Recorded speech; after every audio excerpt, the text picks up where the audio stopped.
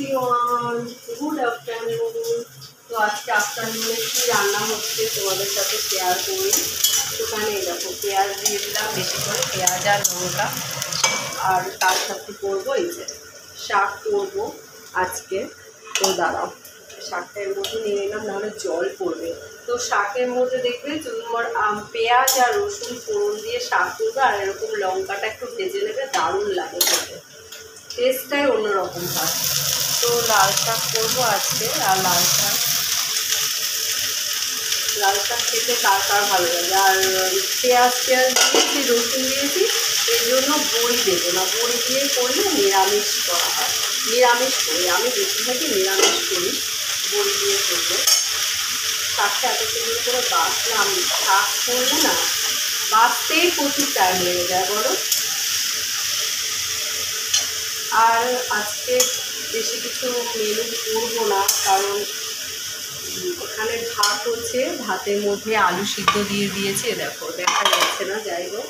আর এইদিকে আর একটা জিনিস করবো আজকে, নতুন একটা রেসিপি করবো, তোমাদের সাথে শেয়ার করছিলাম।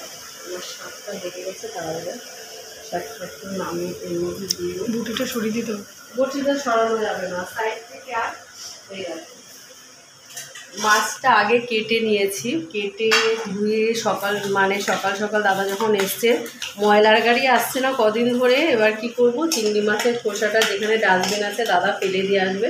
চিংড়ি মাছের প্রচণ্ড পরিমাণে গন্ধ হয়, তো এটা কেটে ধুয়ে একটু হলুদ মাখিয়ে একটুখানি ফ্রিজে রেখে দিয়েছিলাম, কারণ এখন অনেকটা বেলা হয়ে গেছে।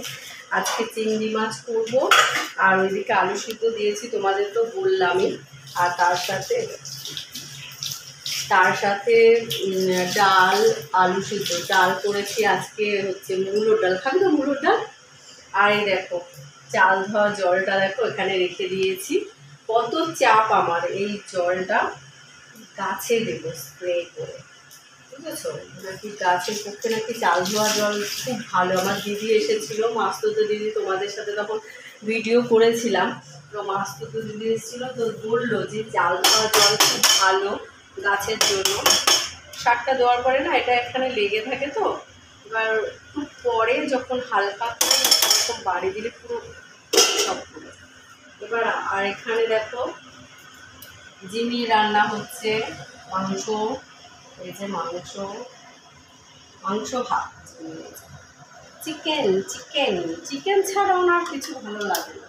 না ভালো লাগে, টক দই একটু পছন্দ করে, কোনো ঠিক নেই। কালকে একটু ওকে ক্রিমের ওষুধ খাওয়ানো হলো। কত মিনিট হলো ভিডিও? 3 মিনিট। এর মধ্যে দিয়ে দিলাম হলুদ, দেখো শাকের মধ্যে।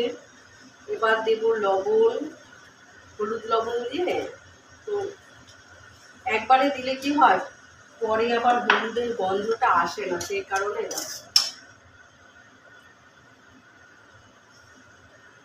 হলুদ লবণ দিয়ে। এবার